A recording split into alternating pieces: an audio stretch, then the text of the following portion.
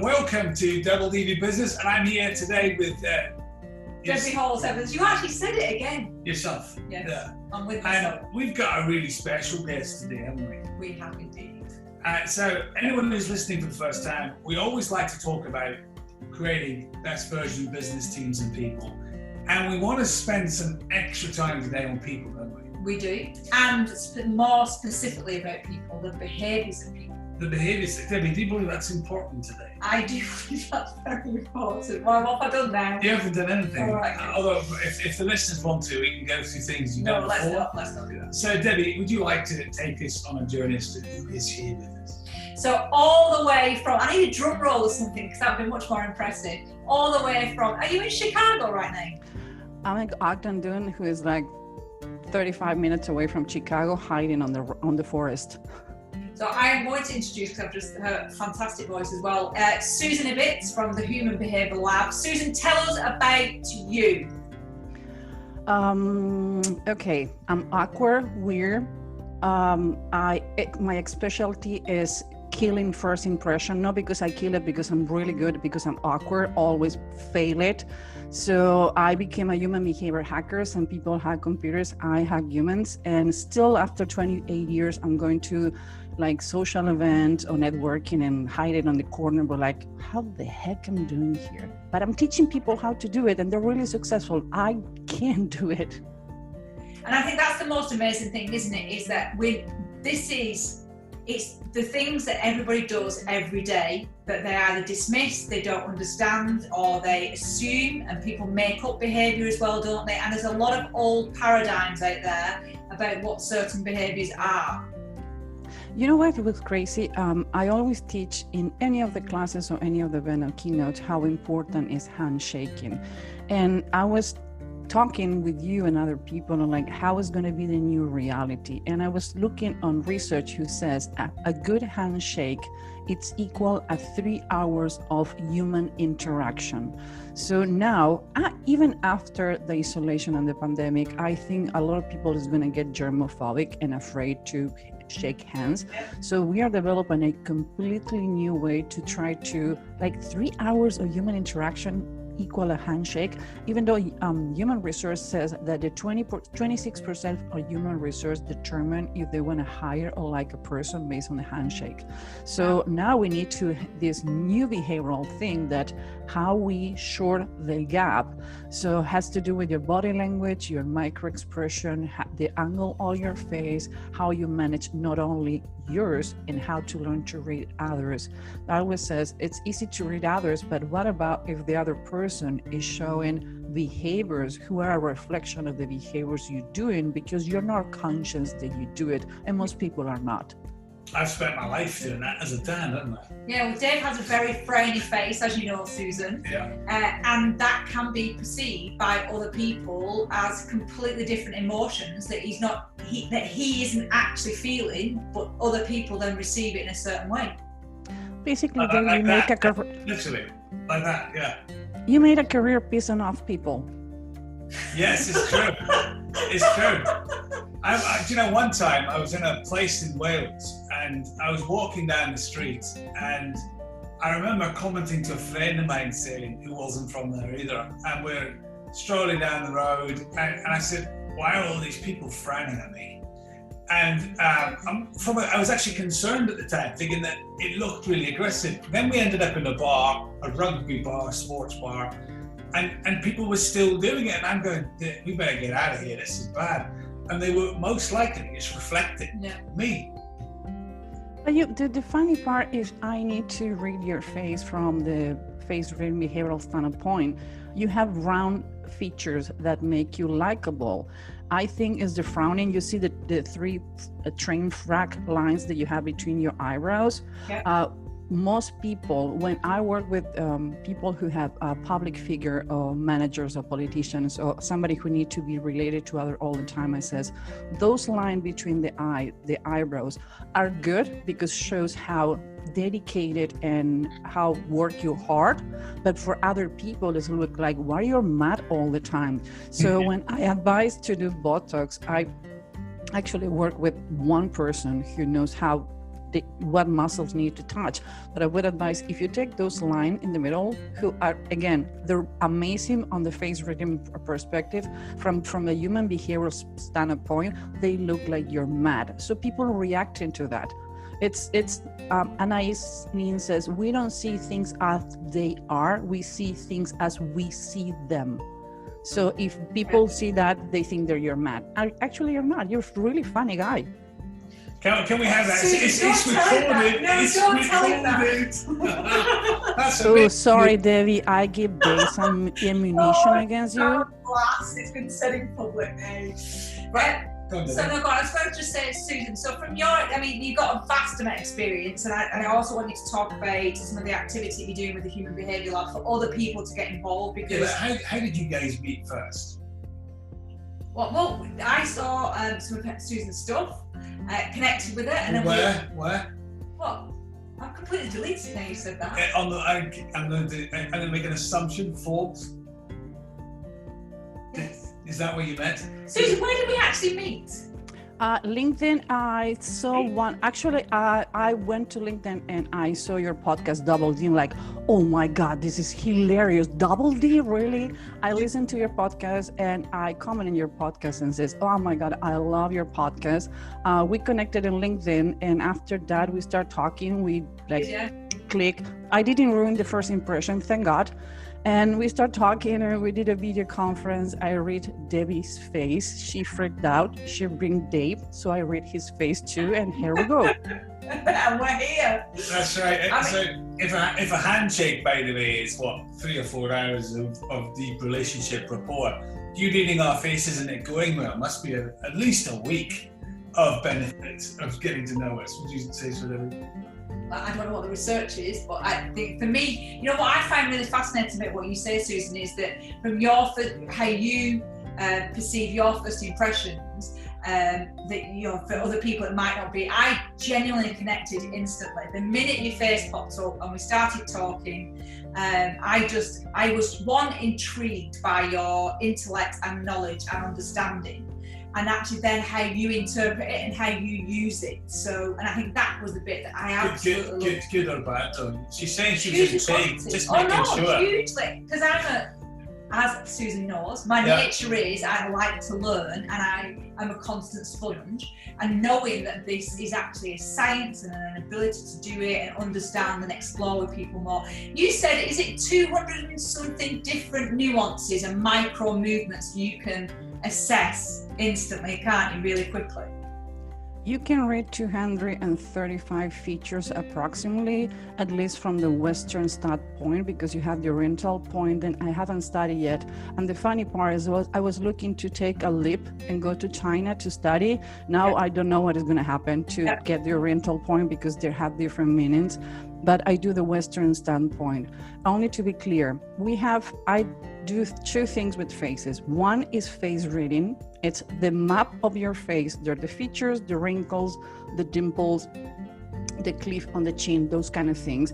And another one are micro expressions. So face reading is a GPS on your life and the way you think, and you intake information, how you process information, how you spend your money, how you talk to others, how you're feeling and how you're doing. Micro expressions are a GPS of the emotion that you're trying to conceal and determine times when, like, for example, says, how you doing? And you flash your nose like you're disgusting because something is happening. And another thing is body language. Freud used to say, you can lie with your face, but your body and your feet are going to give you away. And it's true.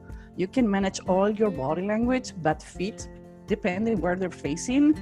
And like one of the things that I said, like, dude, are you facing the door? And you say you're really engaged. That you see that a lot in dating. You know how good they're doing, depending how the glasses get together and what the feet are facing. But regarding how we connect, I would say, if you don't find your tribe, make your own. So I have news for you, dude. You two are weirdos too, because if you connect is the only reason why. I have 2 kind of people. The people who look at me like threat and like, you're a witchcraft. I don't like you because you read me, so they hide. And another one is like fascinated and want to learn more. I get used to at this point to get both, and I don't take it personal. At this point in my life, I don't take anything personal. I feel like we're like the behaviour Power Rangers. So, seriously. Really? Yeah, I've been slightly ridiculous but I've been intentionally sincere, because I don't meet you and do either of those responses, because like Debbie, I'm values led in how I connect with people. I've only recently really understood that over the last couple of years.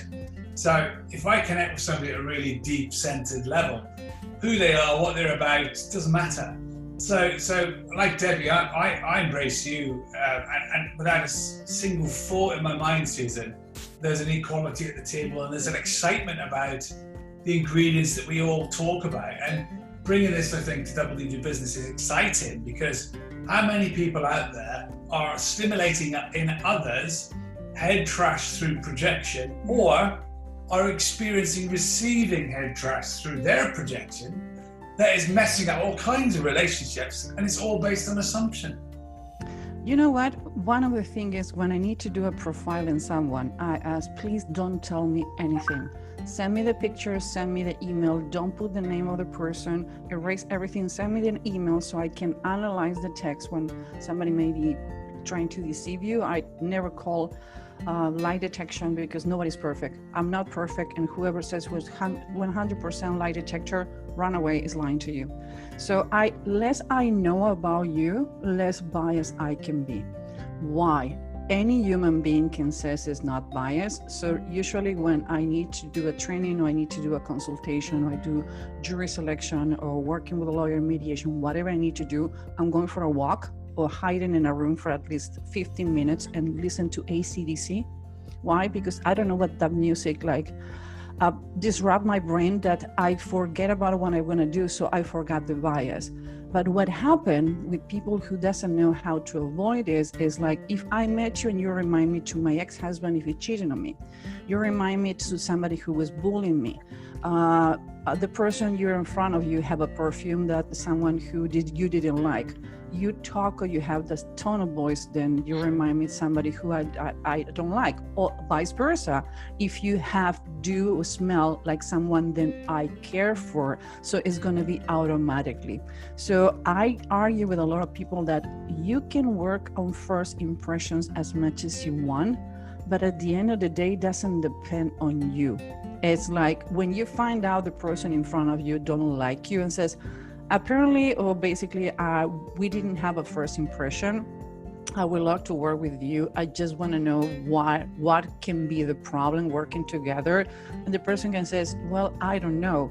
Do I remind you to someone?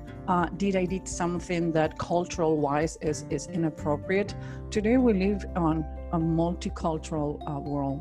Even in the same building and the same company, you have people from other cultures, other languages, and has nothing to do with English, has to do with your own dictionary.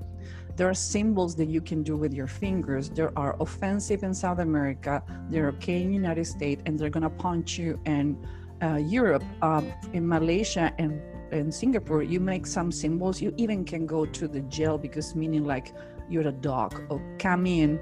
It's classic, the mother says, dude, come in with the finger, and you do that to, in some Asian countries, they can get you in jail because it's extremely offensive. Or, for example, in other Asian countries, you cannot shake hands with women if you're a man, or vice versa. You need to ask for the authorization of the husband. In Latin America, okay, meaning that you are gay. Or the horn sign is like, oh, everything is okay. Here in Latin America, is your partner is cheating on you, look for a lawyer. And it's more aggressive, like ask your partner is cheating on you. So it has to do with so many things. And as human beings, we cannot, if you go to an event, you cannot be thinking like, where this person is born, what is the accent? I need to ask where he was born, what is the education or the cultural of the person. Just go with your guts, and if you mess it up, like, I have news for you, it's more fishes on the tank. Now, if you need to work with a client or with a person that you need to establish rapport, I would say do the research as much as you can. Internet is an never-ending source of things. So if you can read the person, you can determine how intake information, how they process information, how they need to receive, how this is the proxemic. The person need more space, less space. Now you have an advantage. And like, okay, if this person visual, I need to show the project as soon as we go. I need to have a Zoom meeting, a video call. If the person is audit, I need to jump on the phone. I don't need to distract the person so it doesn't get overloaded. If person have high ears, they're gonna get overloaded really fast because they process information so fast that you get to the point like they get disconnected. So there are things that you can set and face reading that I wouldn't be able to do with body language and micro expressions. Because for example, in jury selection, when you're gonna select a jury, everybody's pissed off, body language is negative and the micro expression are negative. Nobody wanna be there. So the only thing left is statement analysis, analyzing the words they said, and review on the face, because our things on the face who can determine if the jury is going to hang my client or is going to help my client. Actually, there are studies from 1920s to 1953 that were proved by the Judge Jones that you can determine how a jury can kill you or save you. Actually, Dr. Phil was the jury selection consultant lawyer for Oprah Winfrey in the 90s. Look where Dr. Phil is now. He tell her that your problem is not your lawyer, your problem is not you, it's the jury selection you're doing. She won. Look where Dr. Phil is now. Yeah. So go. No, you fired away, David. No, it just fascinates me because I just think you have just literally dropped about 5 major bombshells about ways of people understanding and interpreting, even just the location of somebody's ears and the distance and the size of their ears, the way they look. One of the things you even said to me was about, I love big glasses because part of my nature is I want to see the whole picture. I want to see it all, irrespective of what my eyesight is. It's irrelevant. Is that it's my choice of what I then choose to put on my face is more indicative than just a fashion item. It's actually more than that, isn't it? Is there any... You're the 180 person. You have people who have 90 degrees, 120, 180. You're 180. You're able to scan a room and see every aspect of things that other people missing. So that's the reason you're so meticulous and take you longer to make a decision, because you observe and determine every point that need to be made on the list. So you probably make a list, and until all the checkpoints are not perfect, you're not moving forward. The problem is, I would say it's procrastination for overthinking, because it's never going to be perfect enough, or procrastination by perfection. So that's the reason why you and Dave are perfect, because he think outside the box. You want to follow the rules. So you are the girl behind the microphone, but not in front of the TV. Yeah. And Dave is the one like, let's go. That's very, very true. It is, yeah. And less of analysis on us, Susan, thanks very much. But in reference to helping other people, so if there was maybe 1 or 2 really definitive things that we should be better as humans, as being able to interact with other people better, whether it be a sales meeting, whether it just be the way I want to build relationships with my colleagues. If we think about how we are now in COVID-19 to where we're going to be, you've already mentioned handshake, which is phenomenal. So what else can we do? What are the kind of the... Before we answer this week I've been talking quite a lot about something called social rapport. And social rapport, according to Dave Evans, not according to anything else, is where we have a single point of common ground globally. You can apply this in a country. You can apply this if there's a major event that's disruptive that's coming, like the Olympics, for example. Everyone in that place is going to be talking about the Olympics, right? So the challenge is it's both deep in terms of rapport, COVID-19 that is, and really shallow. And I think what concerns us, and you've highlighted a few already, coming back to your question, what concerns me is the world is sometimes a little bit ignorant around, we believe our own things we say, so therefore, look how many less planes are around the sky, look how the ozone is, isn't it wonderful, the lifting of the pollution above major countries in the world, etc. Right? Look how terrible it is, look how awful this is. And yet what human behavior is, it's a default program that we've grown into. So no one is talking about, and we are here on this podcast, the really urgent attention that's needed to that the world is going to have a cold first. So we're going to come out of COVID-19, right? And what's most likely to happen? Capitalism and consumerism is going to take off, literally. Then we're going to have 2 months of everybody consuming, followed by regret, just like at Christmas time and the start of a new year. And then the change will probably start. Or we could be listening to somebody like Susan and interrupting ourselves, understanding ourselves better and others to actually apply some of the lessons that are coming out of this and know there are now new boundaries too. First of all, one of the things that fascinates me the most was I'm self-isolated since March 10. As soon as you see I come in, like, dude, I know how I'm more afraid to people than the virus. So one of the things I noticed is the toilet paper. So I couldn't get it. So I start talking with psychologists and says, can be a scarcity?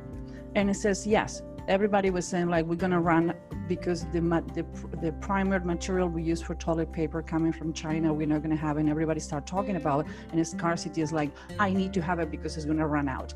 A lot of companies use a scarcity to make you to buy like, act now. You only have, like when you go to a website to buy a ticket, like you have 15 seconds to buy insurance. Are you sure you don't want insurance? Because if you, it's a scarcity. So one of the things, a lot of companies are gonna use that because like now that we're coming out of the pandemic, we're gonna run out, so you better buy now. Another thing is, how is gonna be in your reality? I wanna know how many babies are gonna be born in the next 9 to 10 months? How many couples are gonna get divorced? What is going to be the new reality in, for example, people who has been asked to work from home and the boss says no because I'm going to lose control. This is a chance for you to show to leadership, to your boss and your coworkers, stand as a leader helping other people in crisis who is difficult to manage. 3, if you have been asking working from home and your boss didn't trust you, if you can manage this thing that happened now and you can get your job done and you show that you can do it, now you can ask for whatever you want in your company. Other people is going to understand that they don't need to have 150 people inside in one room. It's structural wise, I think we're going to change the way we work. I don't think that when the government, different government says you can go out, I still going to wait for more weeks. Sorry, I prefer to wait for more weeks. The way that we're going to shake hands, the way we're going to meet. Is so many people moving to online. We were talking, exchanging text messaging in LinkedIn in a thread, and somebody says, oh, I don't know how to manage working from home. And I reply like, I'm more productive because I don't need to go to point B, C, D to have a meeting. I can have a meeting every 45 minutes. I doing more things. Now I'm walking and talking with friends on the phone. I've been eating healthy. I work more because we are launching a lot of products and we're doing websites that productive wise, I've been more productive now. And I hear a lot of people saying, oh, I'm more productive since I work from home. The 2 hours that I'm avoiding commuting, now I can exercise and spend it with my family.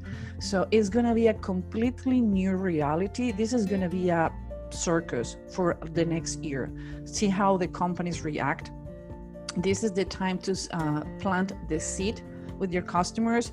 I have been receiving emails contact in LinkedIn like, hey, I would like to contact, and jump into selling like, no. Establish a connection. This is a time to establish connection. This is a time to ask, what do you need? How I can help you? What are the things that I can do for you? For 2 weeks, we stand out of the media, observing what happened. And after that, we jump on helping mode, doing videos on how to manage the media as a company. Now we're doing webinars on how to use body language in video. What are the free tech that you need to use? How to do it, how to use screen, what you have outside, how you need to manage your hands, what you need to be doing in posting, how you need to be posting. So I think everybody who is in helping mode is going to be in a better position next. But I agree with you, Dave. It's going to be a consumer desperation after this. And another way, I think we need to go back to an economy who go again on a roll, because people was afraid to recession. This is way worse because it's worldwide. Yeah. It's completely global. There's no boundaries. In the same way the virus knows no personality or celebrity status. You know, right now, today, at the point of recording, Boris Johnson is still in ICU. At ICU, yeah, I hear the as ICU, and apparently he's doing well today, so that's good news. But it doesn't differentiate. It doesn't matter who you are, and actually, the human race doesn't. Yeah, we have lots of differences, but one human is the same as the next human, wherever we're from. And I love the fact it has temporarily reset that. So, Debbie, you want to ask a question? No, I was just going to say, I also think we've not to be naive about this. I think for me, and I wrote about this privately, and for me it was about, we are all saying lots of great things right now, so I'm generalising it, but in regards to it, we're going to be kinder, we're going to be better people, we're going to be all of these things. But I also think it's quite naive to believe there'll be a cultural shift in a very small percentage of people that will maintain all of the positives, and they'll embrace the positives from the current situation that they're in. So whether that's our productivity, whether it's the way that we interact, whether it's the language we use, whether it's, you know, my greater understanding and equality of others, all of those great things. But there will be a massive swathe of people who will not change and will fall back into, and that to me is where the imbalance will occur. And how do we work through that? How do we sustain some of the positives from such a horrific global pandemic, and then build people from that? So, you know, there's a generation of people, as we know, being attacked by this. And when we heard somebody, what did they call it? Boomer remover, yeah. Yeah, somebody's called it boomer remover as a tag. I know, it's horrific, isn't it? The power of language there, Susan. Yeah. But I think there's we now know it can attack anybody irrespective of age, but there are going to be people that have got certain things. But for me, it's about how do we sustain it? What is it that we have to do as a human race globally? This is not just me and Dave sat up in Edinburgh, you in lovely Chicago, just outside of Chicago. It's how do we sustain that? What is it that we have to get brilliant at now, so that when we're coming out of this, at the other side of it, we're doing something with it? A partial answer, I want to throw this straight back to Susan, is we've got to be willing to learn new things. We've got to be open to insights that are not readily available. And we've got to be prepared as humans, I think, to learn another level of understanding. So, on that note, assuming you're listening to this podcast and really enjoying the discussion so far, and some of the incredible things that Susan has said, Susan, how do people get to, spend time with you? No, now only by video. But after that, I'm still single. So if you want to drop me an email, we can talk. People can contact me on humanbehaviorlab.com. We're launching next week humanbehaviorhackerschool.com, because I've been asking where we can learn that witchcraft that is a gift. No, it's an art that you can learn. It takes time, it takes practice. So we're launching Human Behavior Hacker School, when you can learn all the things that we do, and we have bring amazing coaches like you guys to teaching. Is the only e-learning platform specialized in human behavior, only human behavior. You're not going to have somebody teaching how to cook on the same website. It's invitation only coaches, and we're going to have private Facebook for training.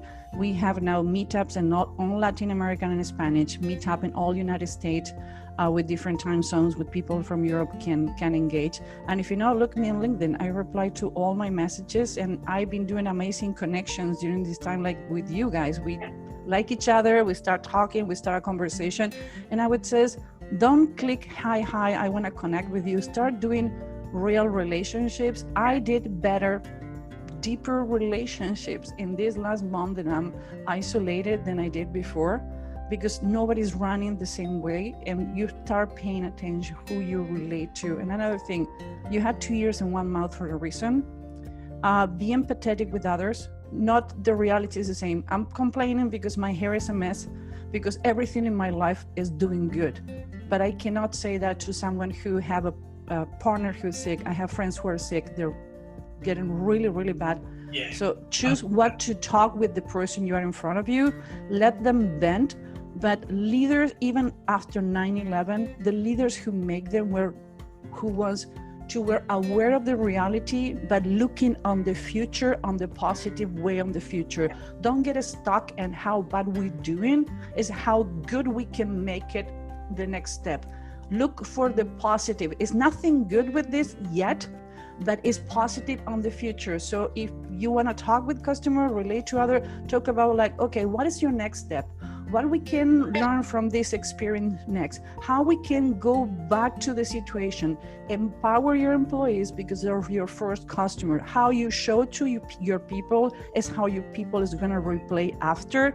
The two ways you can know how people really is during a divorce and during a crisis. So the real colors come up. Be careful what the colors are. Pay attention to the signs. It's always good to know what is going on. It's good. It is, it's great. And so, no, I just need one.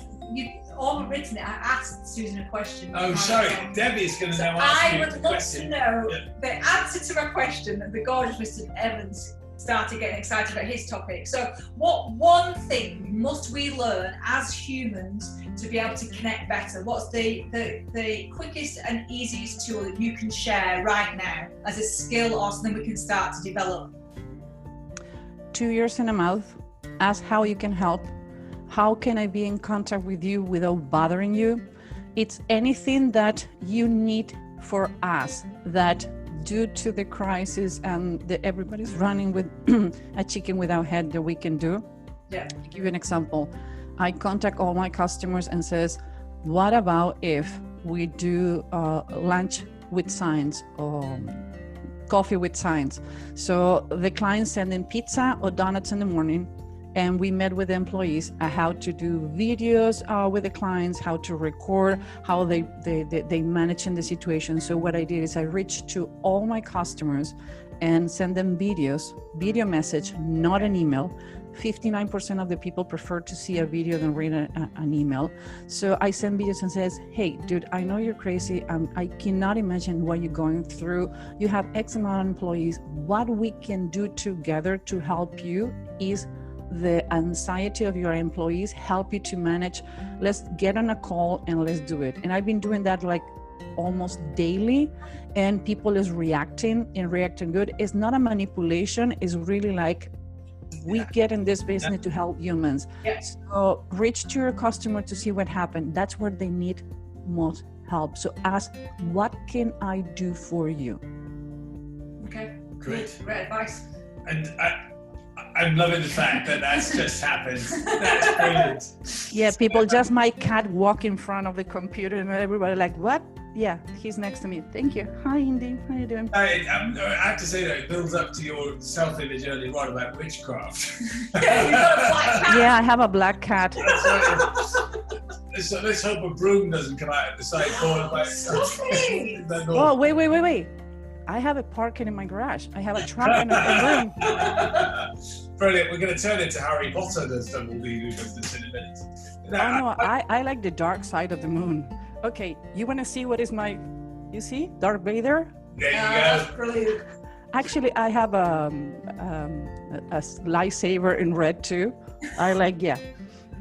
Perfect. So, Debbie, one more tip that we can let people know about, again, as an end point to when you learn all these things, what could you do? We've talked about it loads. What are you laughing at? What we talked about? As in what I was like to tell you that we talked about. Yeah, go on. Match plus one. Oh, right, yeah. Oh, yeah, super. You see, like one of our number one techniques and simplest techniques we've ever taught and come up with is match plus one, where you really just focus here and you make that connection really sincere. You match and paste the face you're looking at. And you really take your time to either take it up or take it down, depending on where the other person is at. And I love the fact that what you're talking about is behind all of that as a real deep subject and understanding in education. So I think that's been fantastic today.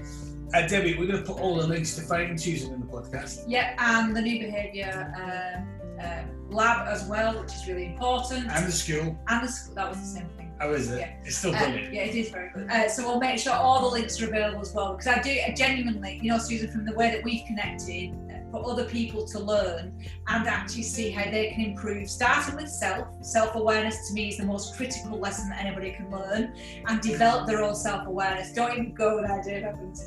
So self-awareness, building No, that. you've improved it massively every day. A lot. Every day I'm learning something new. Every day, particularly locked in the house with you without any opportunity of leaving. But not to worry about that one. It's all good. But in regards to, we'll make sure we share that, and again, I'd love you to come back on a regular basis, I think, and actually really explore some of these nuances and these micro expressions and get people to be better. You know, we talk about best version, but I think it's being better in that moment, isn't it? You know, how can I improve myself right now in the moment? We're not always going to get it right, and actually that's not what this is about, is it? It says you never, as a human beings, we never stop learning, because what was okay yesterday is not okay today, because we're growing, we're changing. We are not the same people that we were a month ago. Things that we didn't need to be learned a month ago, they were different. In 6 months, we're gonna need different things. So how we connect with others, how we behave ourselves, mental health is going to be a huge thing to be pay attention. It's people who are not doing it well. So you need to keep learning every day. It doesn't matter what you learn. Maybe it's a hobby, maybe learning to relax, maybe learning that work is not everything, because some people lose loved ones or they get sick. So it's a lot to learn. And I would say, if I need to give an advice to anyone, even though nobody asked, is learn from yourself and learn something new, because life is amazing depending how you see it. So look from the future. Well, is that not like a mic drop? It's definitely a mic drop. So look out for all the detail on our podcast notes below. Okay. Yeah, below this. And if you want to get in touch, Debbie, what is it? Oh, so if you email us, it's info@rlc-global.com. And if you want to follow us, it is RLC Global Group. Whoa. That's to follow us on the social media. I'm just checking, that's brilliant. So we have been here live with Susan Ibbotts, which I'm really delighted about. Thank you, Susan, for spending time with us. Thank you guys for having me, and Indy the cat. Indeed. And Debbie, you've been here once again. Thanks. Brilliant. We have been Double D Do Business, every success with your learning.